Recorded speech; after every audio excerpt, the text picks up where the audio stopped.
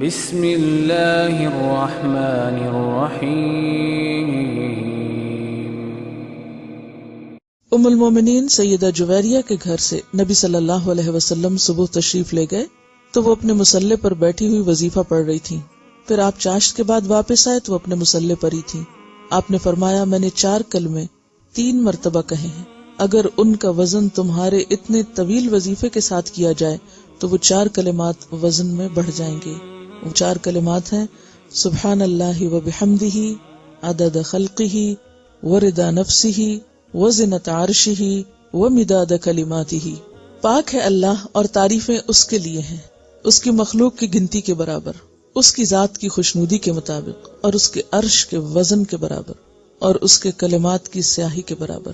آپ صلی اللہ علیہ وسلم نے فرمایا کہ جو صبح اور مغرب کی فرض نماز کے بعد کسی سے بات کیے بغیر، اور یہ آیت الکرسی کا بھی ایک دوسری جگہ پر یہی آتا ہے کہ بات کیے بغیر 7 مرتبہ یہ دعا پڑھ لے، پھر اسی دن یا رات میں فوت ہو جائے تو وہ جہنم کی آگ سے محفوظ رہے گا۔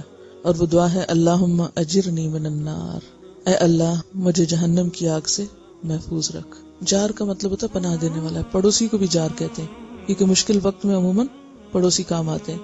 تو یہ جو دعا ہے کتنی مختصر ہے نا، اللہم اجرنی من النار۔